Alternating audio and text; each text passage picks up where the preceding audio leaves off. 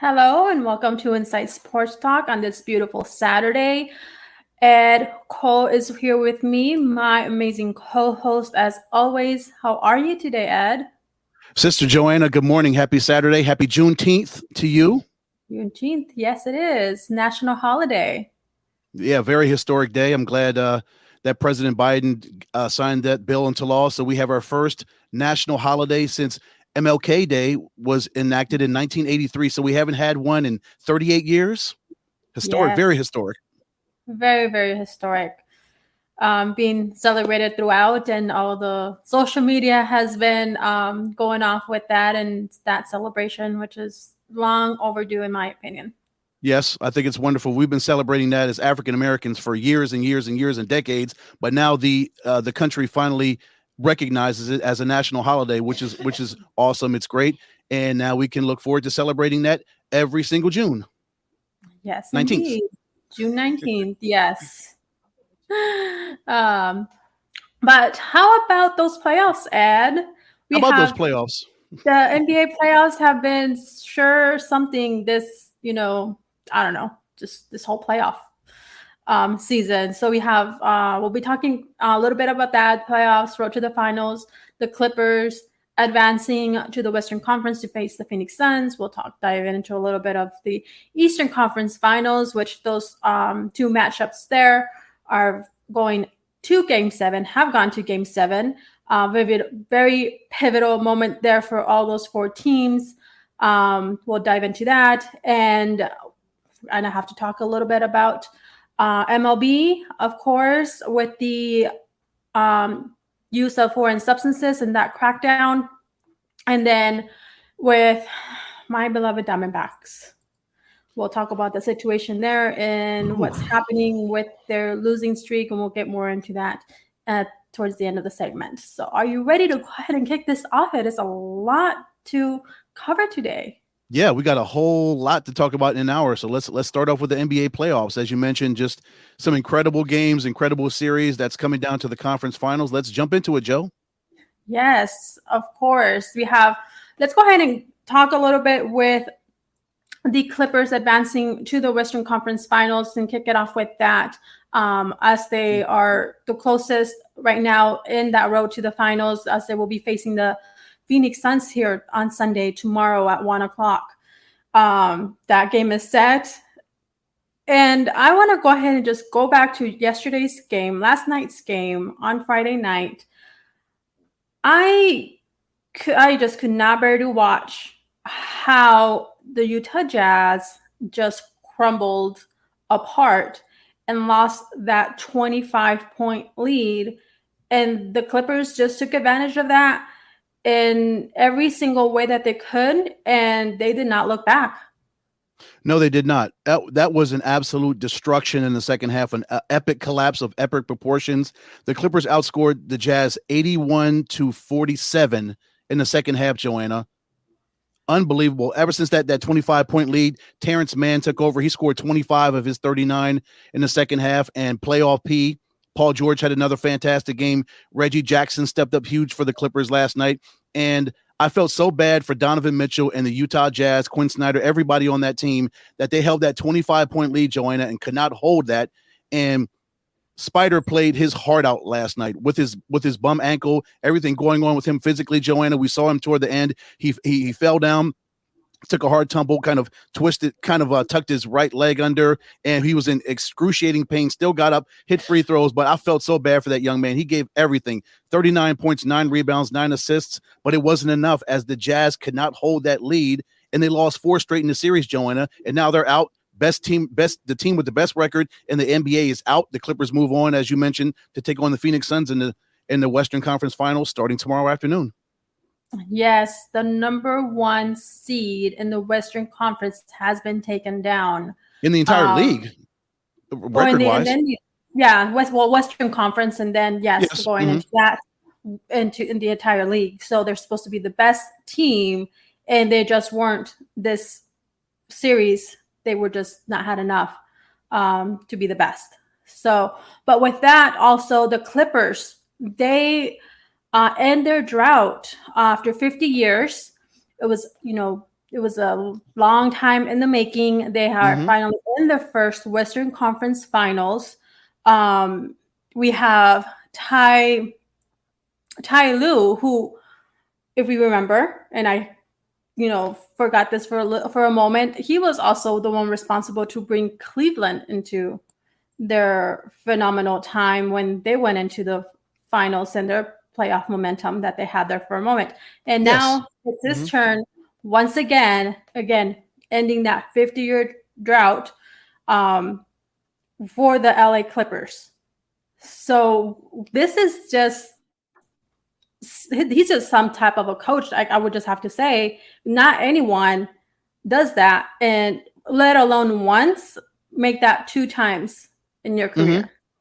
And it didn't look really good, Joanna, when it started off in the Mavericks series when they were down 2-0, and you're like, oh my gosh, what is going on with the Clippers? They have all this talent in the world, but they're down 2-0 against Dallas. They lost the first 2 games at home, and you're like, okay, what is going on with these guys? Then they rip off 4 straight. Then they take it to 7 games. They win that series, and then of course they win 4 straight from Utah. So they're the first team to ever have 2-0, 2 consecutive 2-0 series deficits in the playoffs to come back to win. So they are the cardiac Clippers, if you want to call them that. But wow, I'm just looking at these stats from last night, Joanna. In the second half, LA shot 30 of 42.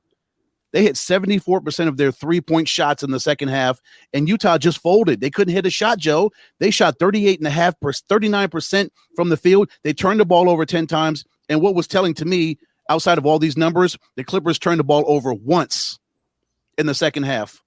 That showed me they played smart basketball, and they were not going to be denied last night. That second half was incredible. I'm like, what in the world is going on? When they were up 25, Utah, I was texting you like, well, I guess we're getting ready for a game 7. Guess I was wrong.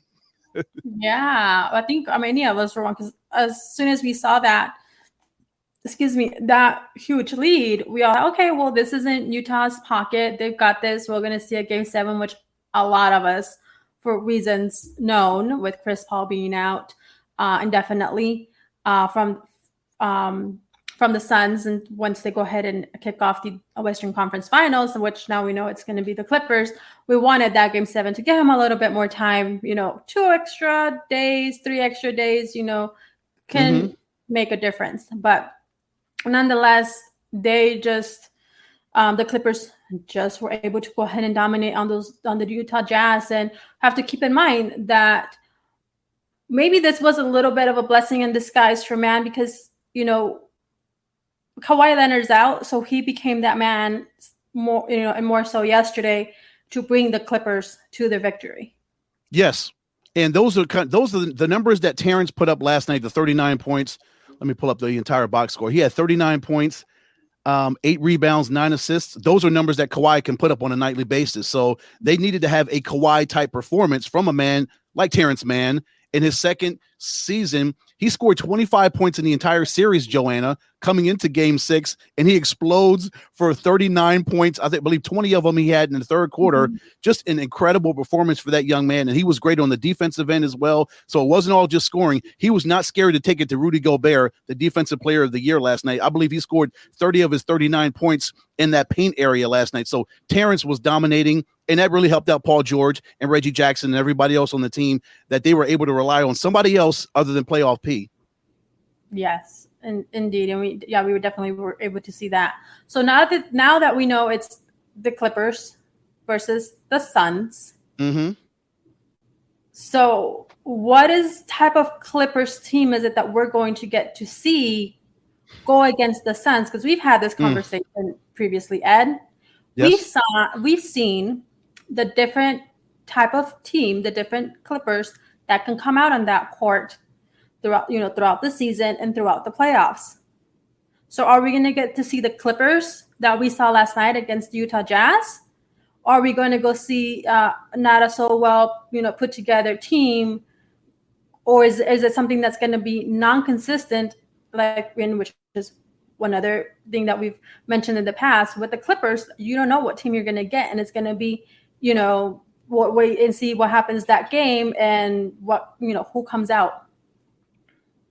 Yeah, I think last night was a microcosm of the Los Angeles Clippers. What are you going to see, Joanna, as you mentioned? Are you going to see the team that got blown out by 20 points in the second quarter when Jordan Clarkson scored all 21 of his points in that quarter and they were down 25 points? Or are you going to see a team like you saw in the entire second half of that game last night when they just blew the doors off Staples Center and blew the Utah Jazz right out of the water? We'll find out tomorrow afternoon in game one.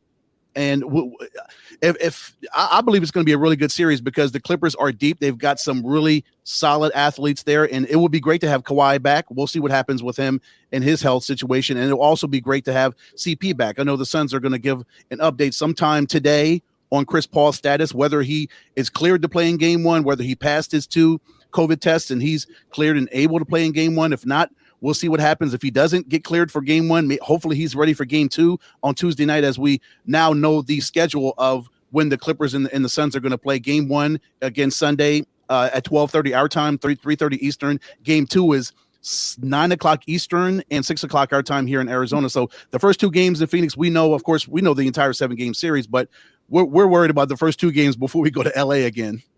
Yes. And the good thing about this is that the Suns will go ahead and will be remaining with their home court advantage through the transgression of the West, of the playoffs, which is right now the Western Conference Finals, which remain to go ahead and secure a spot to the finals. And, that has been an advantage to the Phoenix Suns throughout the playoffs, having that home court advantage. So I think that will be another plus, and having them, go through the series against the Clippers and have that, having that advantage, and they can secure a NBA final spot. Yes.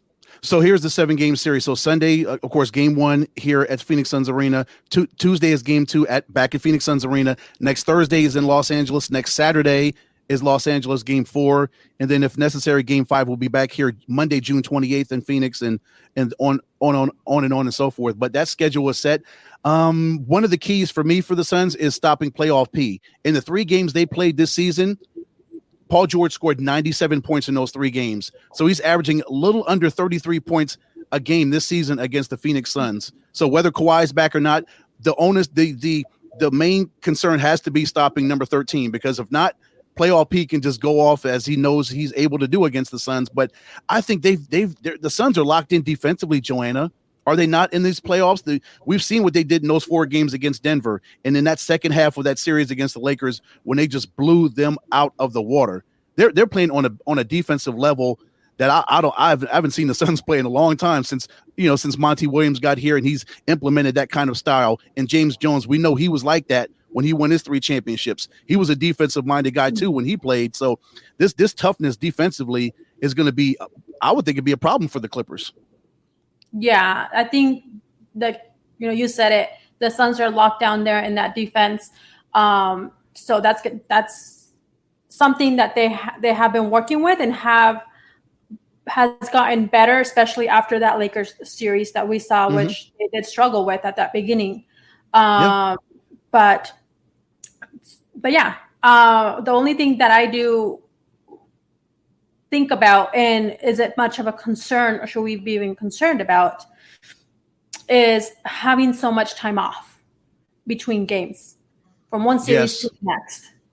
So we've seen it. Sometimes it can be a plus with having some rest and having some time off. You can, recover your bodies and come back and fresh. But sometimes that can also be a negative effect into where you just don't have your bodies going and as active, and just so much happens with that, and then you kind of don't continue that momentum as well. So is that something that we have to worry about as we get ready to see the Suns and the Clippers kick off this Western Conference Finals on Sunday, which is tomorrow? It very well could be a concern. It's a two-edged thing when you're talking about having that kind of time off. It's great because the guys can get back and get rested and kind of take a mental break from this rush they had against the Lakers, and then those 4 games against the Denver Nuggets, where, everything is just coming at them left and right, and they're on this 7-game winning streak, and they're on this high, and then they have some time to kind of sit back and, okay, so we've been through this. Now we've got to get ready for the Western Conference Finals. But like you said, at the same time, that momentum is kind of, has it dissipated because they haven't played in a long time? But I would think that these are grown men. They're professional athletes. This is what they do for a living, and they get paid very well to do this. I don't think Monty Williams or Chris Paul, Devin Booker, Jay Crowder, Mikal Bridges, DeAndre Ayton, everybody on this team, you can name everybody on the roster. I don't think they're going to fall off mentally when they get prepared for game one tomorrow. I think they're still going to be locked in and come out. It may be a little bit of a lull in the initial stages as they're kind of getting back to, oh yeah, we're back to playing basketball again because we had this break. But I don't think it will take them that much long to get, bam, we're ready to go. Okay, game one. The crowd's going to be there. It's going to be a full house. It's going to be a maniacal situation. You were at one of the playoffs games. You know how crazy it was inside that arena with a full house of 16,000 plus people. Joe, how crazy was that? You went to what game? What Lakers game was that you went to?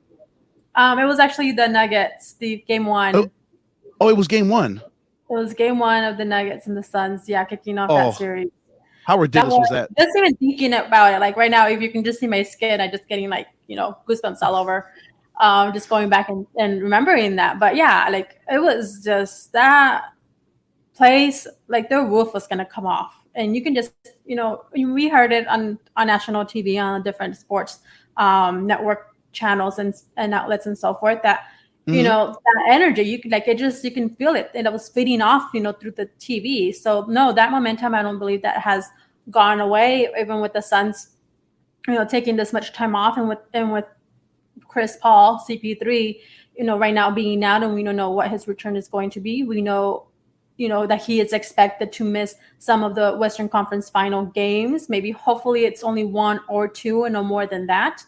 But the fans are hyped. You can still feel it. And like yesterday, because I was doing some posting on social media after the review of who was going to be facing the Phoenix Suns, and it's just like my phone was just going off. Everyone's just excited to see this, and for the Suns to hopefully, fingers crossed, can finally they'll finally be able to make it to the finals in almost 30 years. For the first time in about 28 years. 28 years, almost 30 years, yes. Almost 30 years. So it's been a very, very long time since that's happened. I was a little kid, little chitlin running around, but but I do remember that was a little one. But yeah, like you can just feel the energy in here and throughout the valley, which is amazing. It's something you haven't really felt in a very, very long time, and it's spewing out of our pores. Yes, tomorrow afternoon is going to be absolutely insane downtown. This entire city, this entire state is ready for this. And if they I know we talked about it last night. They're 8 wins away from a world title. I don't want to put the cart before the horse, but it's hard to not think that, Joanna. They are this close to their first championship ever. I know. It's how can we not think that? I know. It's hard not to think it and to be so excited. I'm just still because we know how our hearts can be easily heartbroken when it comes to pivotal moments and like this. So, but just taking it right now, I think one of the things that the Suns need to focus on, instead of trying, like you said, getting ahead, focusing that one game at a time, which is they have been doing and has been working well for them. Yeah. One game at a time, and then go on to the next. One moment at a time. One play at a time. One play at a time, yes. Mm-hmm. Yep. Because you can't play all 7. You can't win all 4 games in one. You got to get past game one. Get past tomorrow afternoon. Get your. I know that they'll have some butterflies. Of course, they're like, oh my gosh, Western Conference Finals. This place is crazy. We're on national television. I have them. Yes, you have them. I have them. I know the players are going to have them. But then once they get settled and they just block all that stuff out and they just know, okay, it's time to go to work. And then we'll see what kind of Phoenix Suns team will have in this 7-game series against the Clippers. This should be a great series. We know the Clippers love to shoot 3-pointers. They took 39 last night. So it's going to be critical that, hopefully they can defend against the 3 because, Terrence Mann took 10 last night. Nicholas Batum took 6. Paul George, PG took 5. Reggie Jackson took 7. Pat Bev took 4. So this is a team that loves to throw up the 3-pointers. And if they're successful with their 3-pointers, it's going to be a series. Mm-hmm. Yeah, we both know that each of these teams like to throw those 3-pointers. It's going to be raining threes, I think, throughout the series.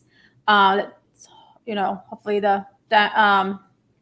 my brain is going to baseball right now. Sorry, the Suns can go ahead and capitalize on that, and they can go ahead and block off the Clippers on that. And Joe, to counter that, yes, they do. Both teams do love to shoot the three, but still, do not go away from DeAndre Ayton and what he's been able to do in his first 2 playoff series. Give the ball to that young man and let him make plays happen down low. Do not go away from the big fella, because DeAndre he's exponentially grown in front of our eyes in these 2 series. And my gosh, feed the big fella.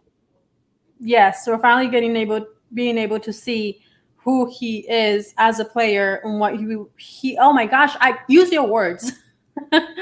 What we knew he was capable of doing. And this is his moment to shine, and he's capitalizing on it for sure. And let's, use him and continue doing that. Yeah, I'm so proud of that young man for what he's been able to withstand. I know his career's the first couple of years of his career has been kind of rocky, with so many people, so many naysayers saying, why did you pick him over Luka? Why did you do that? So now you're seeing why he was selected, because he is the fruits are really bearing right now off of that tree, off the DeAndre Ayton tree. Definitely. But, he's not the only one who's on the spotlight, Ed. We have also our beloved Devin Booker, who has committed to the Team USA Tokyo Olympics. Yes. How that is so cool. Is that? After, so awesome. He's not getting the recognition as we, really spoken about previously, and the type of player that he is, how he goes out and just who he is immensely all the way around, not getting that recognition. Now he's finally getting, because he got left off as an all-star. He was in the reserves, but he deserved to be on that all-star all-time. Oh my gosh, all-star starting. Oh, absolutely. But we can go ahead and keep going down lane, but we won't. But this is amazing. He's being acknowledged, and he's being honored with the trip to the Tokyo Olympics. And this is amazing to see. This is crazy. So Devin, yes, he committed to the 12-man roster of the USA basketball team. So the opening ceremonies are set for July 23rd, Joanna. And should they make it to the finals and it goes 7 games, the end date is July 22nd. And if it goes 7 games and the Suns are in it, Game 7 would end the day before he needs to be in Tokyo for the opening ceremony. So if that happens, he's got a whirlwind of a schedule. But regardless, it is an absolute honor. It's an absolute honor for Book to be on this team, the men's USA basketball team. That is so awesome. It is. I am so happy for him. He more than deserves it, has worked so much for this. I am so happy. Yes. And it shines a really great positive light on the Phoenix Suns organization as well. Not just on Book, but on the organization as well. They're like, okay, so Devin Booker, Phoenix Suns, wow. He averaged 25, almost 26 points this season, 4.2 rebounds and 4.3 assists. Yeah, he's well-deserved that. He's worked his tail off over 6 years to get to this point. So when I can't recall, this is not in my sports archive up here. Okay. When was the last time that the Phoenix Suns had, someone in their team go to the Olympics? That's a good question. Has it really been that long? Let's go to the Google machine and see. That's a really good question. History of Suns players in the Olympics. Okay. 7 different men have suited up, as I can get the situation to come up. That would help. That's a really good question. Oh, it's a video. Oh, Dan Marley went in 1988. Let's see. Okay. Barkley went 92 and 96. That's the last one I remember. Is Barkley. I believe he was the last one, 92 and 96. Yes. Wow. Oh, J Kidd went in 2000. Oh, is it? Okay. Yes, he did. Yep. J Kidd went. I could have forget about J Kidd. Come on. Oh, how can you forget about J Kidd? J Kidd? Yeah. Come on. Oh, how can you forget about J Kidd? Oh, how can you forget about J Kidd? Oh, how can you forget about J Kidd? Oh, how can you forget about J Kidd? Oh, how can you forget about J Kidd? Oh, how can you forget about J Kidd? Oh, Amari went in 2004. Luke Longley went. Amari went in 2004 when they got a bronze medal. That's right. He did go. Yeah. Sean Marion went. I know that was towards the end with the Phoenix, like towards his end with the Phoenix Suns. So I can't remember if that was the Suns or that was with the new team. Yeah, Sean Marion was on that team as well. Okay. So Luis Scola. Luis Scola went in 2012. Wow. So it's been a history. Yes, that's good. It's been a while. It's been a little less than 10 years that someone's been. It still is a long time. Yes. That's awesome. So awesome, though. Awesome for so proud of that young man. So, but let's go ahead and head over to the East with the Eastern Conference. Right now, they are in the semifinals still. We are approaching Elimination Day. Today is Elimination Day between the Bucks and the Nets. And then we have tomorrow, just getting a little bit ahead of myself, we will come back to them in a moment, which is the Philadelphia 76ers and the Atlanta Hawks. That is Elimination Day would be tomorrow, Sunday afternoon. So, gosh, Ed, did you expect for the Eastern Conference to be this close? Yes. I called Brooklyn winning this series in 7 games, and we'll see what happens tonight. But, yeah, I knew this series was going to go 7 games. I didn't think it would play out the way it has with Kyrie having an ankle injury and James Harden coming back and being still trying to get his form back from a physical standpoint. But Harden played better in Game 6 in Milwaukee. He had 16 points, and he was a little bit more active in 40 minutes of action. But what James Harden are we going to see tonight in elimination game, in the winner-go-home game? We know KD is going to be there. Will we see? Will KD get another 49? Will he have to get 49 more points tonight, Joanna, 49 or more for Brooklyn to move on to the Eastern Conference Finals? It should be a great game because Milwaukee is going to come at it. Chris Middleton can go off for another 38 points tonight. Giannis is going to get his points. Drew Holiday he's going to go out and show and prove on the offensive and defensive end. But the question is, who's going to step up for Brooklyn that's going to help KD? Is it going to be Jeff Green? Can Joe Harris come back and shoot much better than he has in this series? Somebody else other than KD is going to have to step up because the way that Brooklyn is playing right now, Milwaukee would love it. They'll say, okay, KD, you can go ahead and beat us all day, every day. But as long as somebody else doesn't step up, we're good. Yeah, because we know that the game before, we had James Harden come back for the first time in a long time, and he was used more as a decoy. So that worked with the Brooklyn Nets because the Bucks didn't know what to expect. And of course, if you typically have a player, he's more than likely going to be at his 100%. We did see Harden struggle throughout that game, but it worked to the advantage of the Brooklyn Nets to have him out there. Now the Bucks know, okay, well, this is the situation. So they're not really going to fall for it. And yes, who's going to go out there and help KD? He's great. He's amazing. One of the best basketball players out there right now.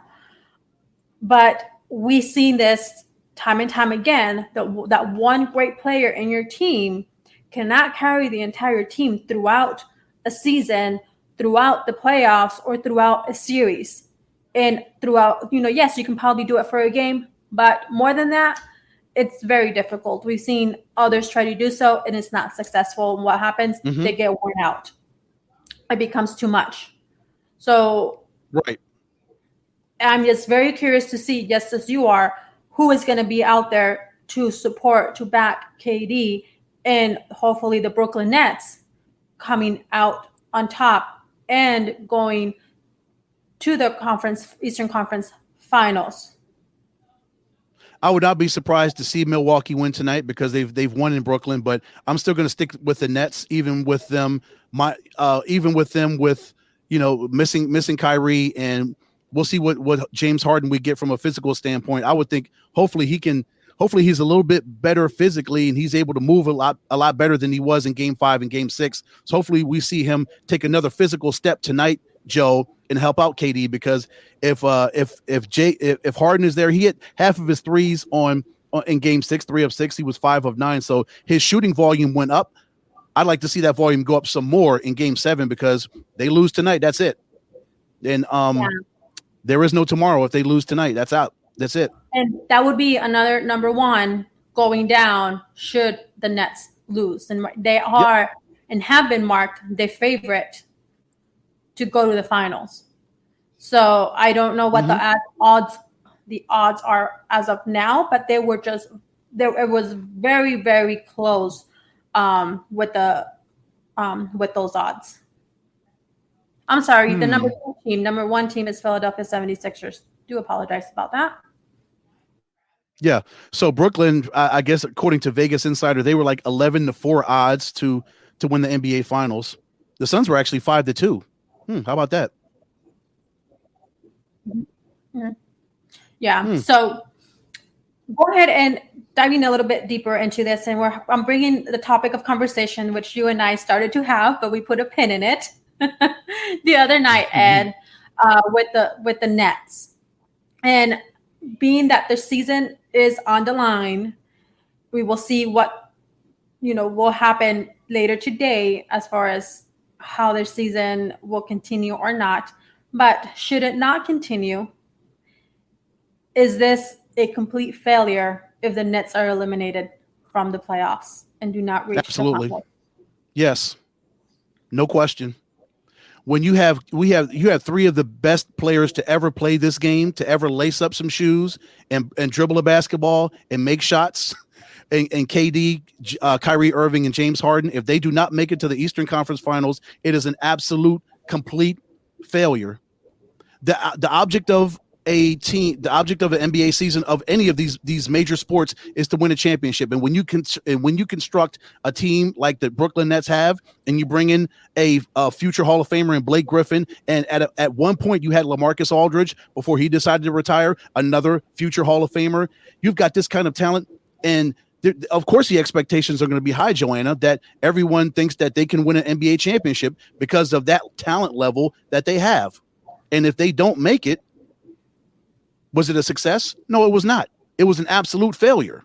You're expected to go to the NBA Finals and win it based off the talent that you have. And if you don't make it to the NBA Finals, yes, it is an unmitigated disaster. It's a failure. Okay. I see where you're coming from. I don't see it as a failure should the Nets not make it all the way to the finals. Are they expected to make it to the finals? Yes, of course. If every single team here and throughout the season or even in the playoffs and those that remain expected to make it to the finals, yes, of course. Yes, you do have these players, one of the best. You have the three best one of the best in the league in one team. But at the same time, this is your first year. Yes, you're going to have great players, but it's still a little bit of a learning situation there too. You have an entire new coaching staff. You have, bringing all these new pieces together. Yes, it would be amazing and a success should they go ahead and make it in their first year together to the NBA Finals. But if they don't make it, I don't consider it a complete disaster or a complete failure. A disappointment, yes, I do agree with being a disappointment. But just having it be a complete and utter failure, I do not. So with that being said, do we consider the LA Lakers being a complete failure with having LeBron and having AD and then not able to capitalize against the Suns and making it all the way to the finals? Do we think that Utah Jazz is a complete failure because of what happened there and the Clippers, taking the lead there and eliminating the Utah Jazz? Do we think that's a complete failure? Do we think that Portland is a complete failure there? So are all of these teams complete failures? In my opinion, no, it's disappointing, but that's my thought. Okay. We agree to disagree. I think every single one of those teams you mentioned are failures. The main goal is to come out at the end of this season as world champions. And if you do not do that, you failed. How much more plain can I be, Joanna? If you do not win an NBA championship, the main goal of playing the game of basketball is to win a championship, just like football, baseball, and hockey, and every other major sport, soccer, whatever have you. I know you love soccer, so I'll throw that in there, and boxing as well. And because I know you love boxing. So the main reason for two boxers to get together in a championship bout is to win the championship. And if you do not win it, Do you consider that a success or a failure? If the boxer that loses does not win that championship, when he was one of the only two to step in that ring to fight for a championship, you don't consider that a failure? You don't think that he or she failed? I think failure is a harsh word. Depends on which way you're looking at it. So, it seems like we probably have a little bit of different definitions as the word as a failure. So yes, it's not going to be a success. I agree with that, but a complete, failure, I don't think so. Yes, I'm gonna kind of find the word for it right now.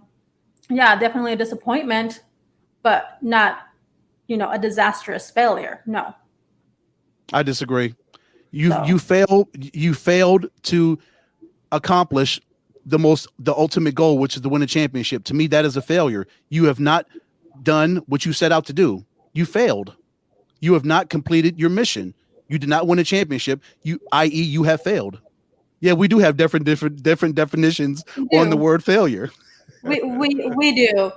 Yeah, so, it's okay. For me, I consider more as a defeat, and than a failure. Yeah, failure. I think it's just more, way down at the bottom, hit, rock bottom, and it was just, complete catastrophe.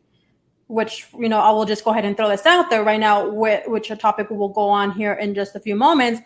A failure that I consider right now, the Arizona Diamondbacks. Oh, yeah, that's a failure. That's catastrophic. That is failure. Compare that to the Brooklyn Nets not making it to the finals. Not that I don't consider it that much, that being a failure in that aspect. Okay, yeah, you're comparing apples to oranges with that, Joanna. Yeah, you're talking about a team that's lost 15 in a row, 23 straight on the road, and you're comparing that to a team that could potentially lose in Game 7 in a magnificent season they've had. I don't think those two go hand in hand, but if you want to compare the two. At least for me, when you talk about failure, that's what I look as failure as.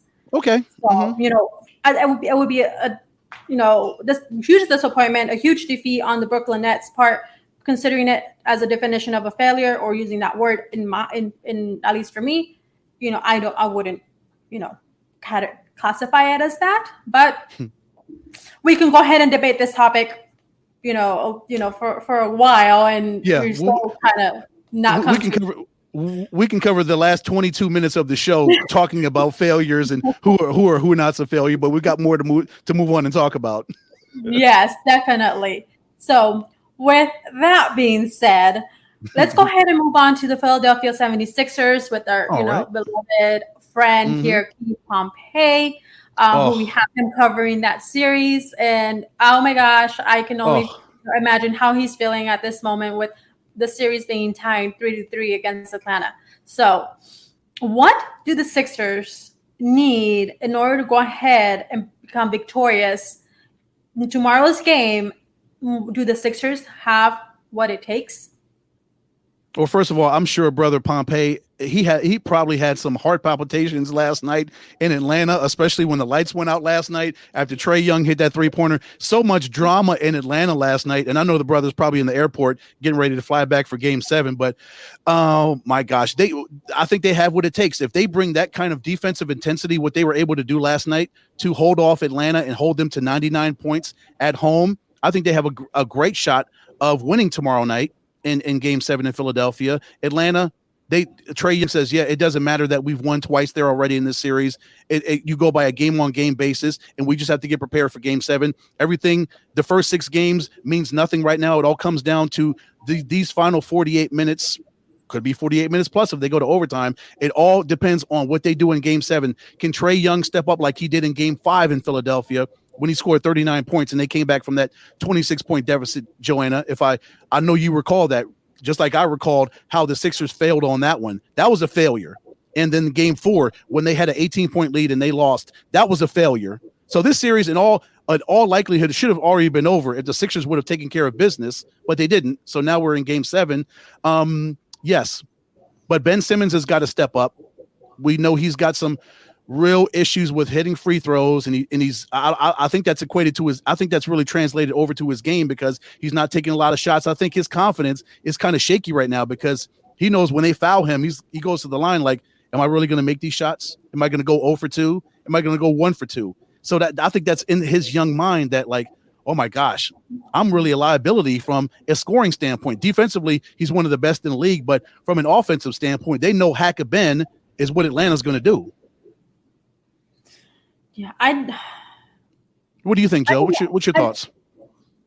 I did not think that this series would go as long as it has, going to Game 7.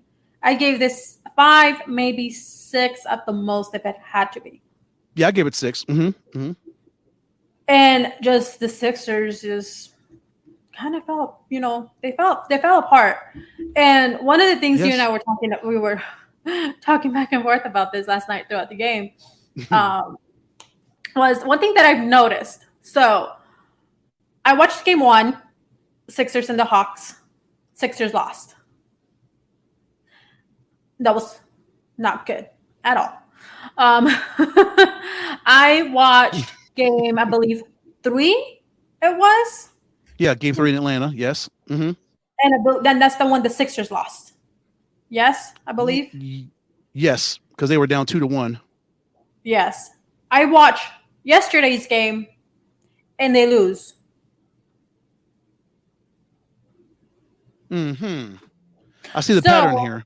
Okay. There is a pattern that I caught on to yesterday. I was like, wait a second. I'm going back, and I'm like, okay, so if I want the Sixers to win, which is actually because that's what I want to happen, I want to see the Sixers and the Nets Eastern Conference Finals. I'm convinced that, I'm the jinx for the Sixers. Well, actually, Joe, the Sixers won Game 3, so you're not a jinx. You watched the game that they actually won because remember that's the game that they played the day before we talked to Brother Pompey. Remember that? No, well, I missed that game. Then I know there were 3 games that I know I watched. Okay, and all 3 games the Sixers lost. I thought it was Game 3. Maybe it wasn't Game 3. I think you watched Game 4 because they lost that game. Then it was Game 4. I know it was like 3 or 4. So and then now again yesterday Game 6. So tomorrow, I will not be watching the Sixers game. So you might miss a classic, Joe. I might, but you know what? That's why there's a thing called a DVR or cloud, depending on what you have for your network provider for cable and streaming services. I will be recording it and then going back and watching it because I'm not going to want to have the same thing that happened with the Nets and Katie's phenomenal out of this world performance because this gal totally forgot to put her record, that game on record. Oh, the 49-point game that Katie had? Be able to go ahead and watch the entire game there. But mark my words, I'm not watching any Sixers games going forward. So if the Sixers and the Nets do end up going head-to-head, I don't know how I'm going to handle that. Oh yeah, you think you're a wreck with the Clippers and the Suns? If it's Brooklyn and Milwaukee and Philadelphia, that should be something. But just look for Trae Young to have some fireworks tomorrow night in Philadelphia because that's what Trae does. Yes. As long as Trae is on the court, Atlanta is not out of a basketball game, as we've seen in Game 4 and 5. Yeah, I think this game can go to either team, either one of them. Yeah. One does not have it easier than the other because we've seen the games. Each of these games have been very different. The games that you probably or I expected to have the Sixers win and have them be the dominating team, they haven't been so much. The Hawks have actually responded back to the Sixers and been like, no way. Oh yeah. Atlanta's no joke. Nate McMillan is a fantastic coach, and they've got talent there. They're a young basketball team. Philly's size has shown to be an issue for Atlanta. You throw out Tobias Harris and Embiid, of course, down in the middle, and then Seth Curry had a great night the other night, 6 3-pointers, and Ben Simmons, of course, one of the best defensive players in basketball. That's a really good team, and they're deep. with Tyrese Maxey coming off with 16 big points and Matisse Thybulle. If we had Keith on, he would run down the list of all the guys on the Sixers because he knows them better than we do, of course, because he covers the team. But that's a really good deep basketball team. And like we talked about earlier, they should not be in this situation, Joanna. They should have taken care of business in game 4 and 5, and we wouldn't even be talking about a game 7. Yep. But it is what it is. It is.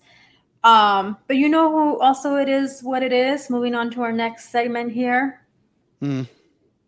Much as it pains me and hurts me to say this and even witness it much more. You see my face? Diamondbacks, catastrophic season, unfortunately. So they have now reached 15 straight losses, 23 straight losses on the road, which that marks a major league record going back since early 1900s, I believe. If my mind is correctly, I can't remember. Early 1900s, yes. So they are really, just, I don't know, just down at the bottom, like not the basement, just way below there. Yeah, worst record in the league. It's just really horrible, and those are not the Diamondbacks. They're not the Diamondbacks that I know that they can come out and play. And we'll go ahead and dive a little bit into that. But before we do so, Ed, will you go ahead and do me the favor of queuing up the video that we have from Torey Lovullo, manager for the Arizona Diamondbacks from yesterday's post-game media conference. Yeah, I'm pissed. I don't like it. And we got to find a way out of it. We got to go out and execute and do the things we're supposed to do the way we know how to do them and get the job done and win a baseball game. That's it. I think we're all getting tired of it. The fans are getting tired of it. You guys are getting tired of it. It's time to find a way.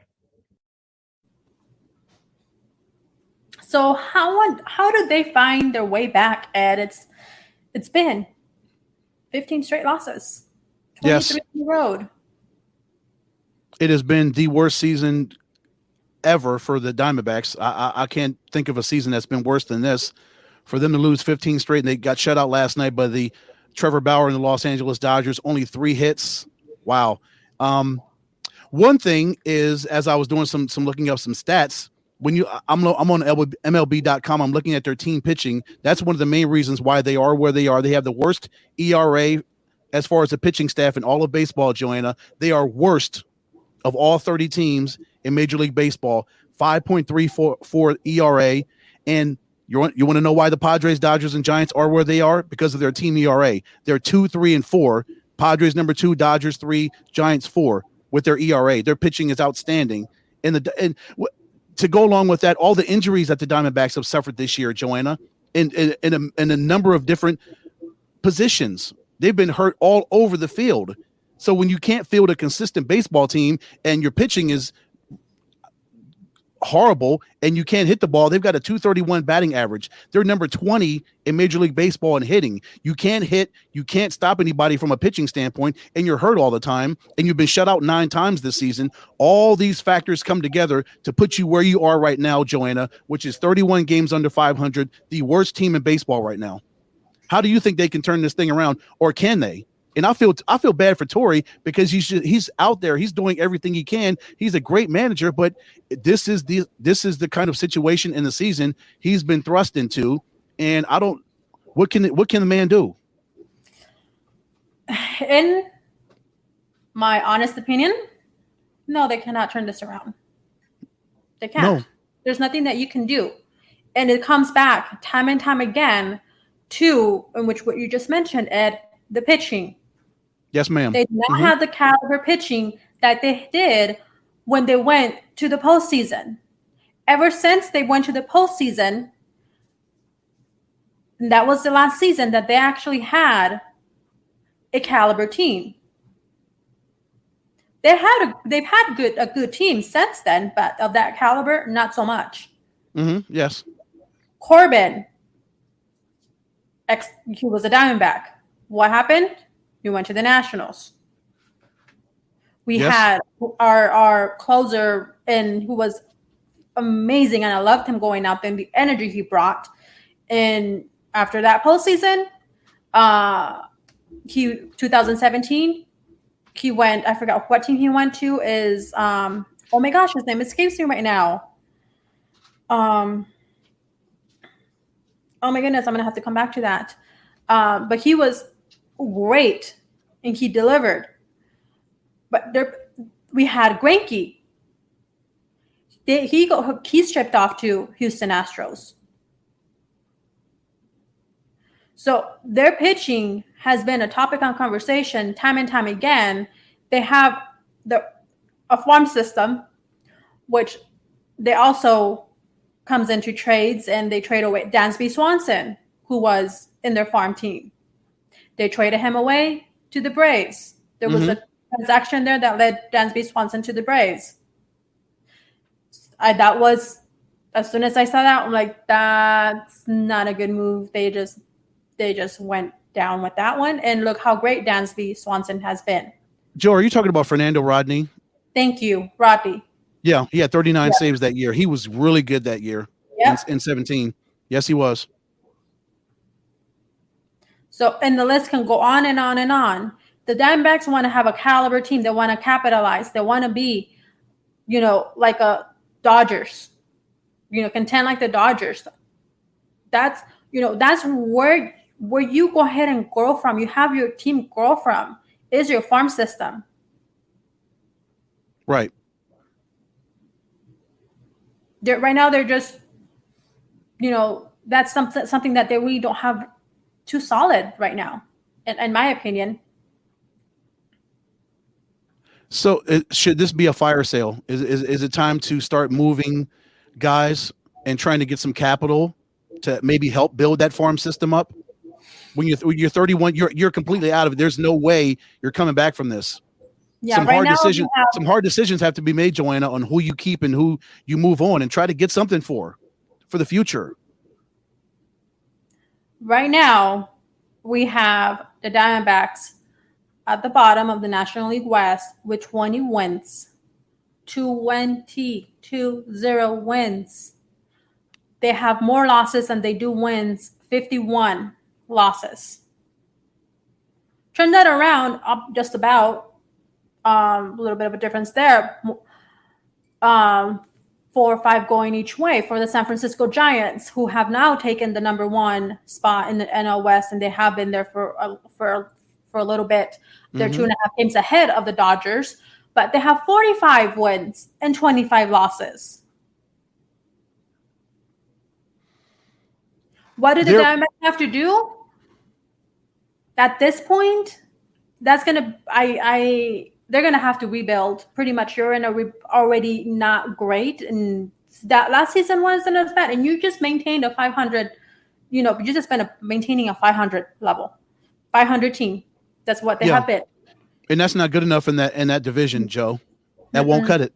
That won't cut it. We have San Francisco Giants, LA Dodgers. We have them at over 600. San Diego is almost at 600.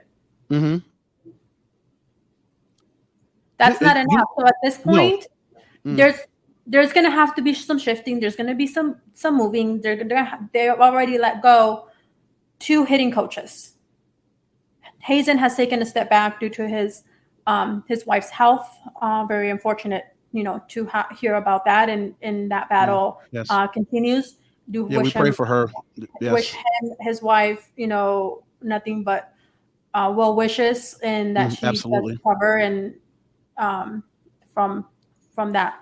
But that's also going to take some type of effect on the team with your GM not being there, being present, throughout the season or in those pivotal moments. Even yes, he's still involved in making decisions. But I don't know where it's really what they're going to have to do. There's going to have, and for me, it's just going to be a whole complete rebuild. Tori is great. He is a great manager. The pieces just have not fallen in, well for him. Yes. Or the Diamondbacks. Mm-hmm. I mean, Madison Bumgarner is a classic example. They paid the man $85 million over 5 years to come here because they thought he could resurrect what he did in San Francisco, Joe, and he hasn't. It's because of his health. He has not been healthy. He has not been near what he was in San Francisco when they won those championships. Yeah. That's just one part. That's a microcosm of what the Diamondbacks are right now. One of the things that I will say that they do have to do, or actually not do, and which is what they have done with these pitchers and these players, like JD Martinez. Yes. And I know how bitter you still are about them letting JD go. Although he did go to Boston, he went to your team, but still they lost JD. I am happy we got him from the Tigers. Mm-hmm. He came here, amazing, had a great season. He was, oh my gosh, out of this world. Then he gets, delivered to Boston, handed over, and yes, I'm happy. But when you have these type of caliber players, up and coming players, and they're great, keep them. Because that's also, yes, they're gonna want more money down the road on the long run, but it's gonna end up paying off because you're gonna have winning seasons. Yes. You're gonna have that revenue come in. You're gonna be able to afford those contracts. Yes. Mm-hmm. Have a lesser contract now. Build that. Build that player. Build a team. Like it was back with Goldschmidt. Peralta is, has been one of those players, and he's been with the team. I can't remember how many years now. I remember him coming up when he had his major league debut, and he's still with the team, and still how much of a presence that is in being a leader there. But having these players, having these pitchers like Corbin, he was great. He's great. He was probably not the best at times, but he's great. He's a great pitcher. And what happened? So those are the key. That's the key with the Diamondbacks, building their farm system, not trading away those, players that are going to be able to make a difference. You're going to be able to bring from the farm system up to the majors, and keeping those, those type of players. They're going to end up making a difference only because you can get more money for them, or you're trying to, keep their salary cap. They need to work on that too, because right now they're miles apart. Yeah, they're miles apart from LA and San Diego. And to answer your question, Peralta's been here 8 years. Thank you. His entire career, yes. So that's another thing, is the money situation and what kind of hasn't put into this place, because they bid a huge contract for Greinke, and they had to offset that. Now they did the same thing with Madison Bumgarner, but if you're not winning those games, you're not going to get that capital back. No. And that's where I will go ahead and leave it at. We are down to our last couple of minutes here in the show. Ed, what is your final thought in 30 seconds before we sign off? Final thoughts. Game 7 tonight, Game 7 tomorrow. I'm excited about those two games in the Eastern Conference. I'm so excited about tomorrow afternoon, Game 1 of the Western Conference Finals, Clippers and Suns. Let's get this thing going. Let's hope and pray that CP3 is ready to go for the Suns, and let's just hang with the Diamondbacks. It's a horrific season, but they are our hometown baseball team. We got to stick with them, ride or die with them. They need our support right now, even though things look absolutely bleak.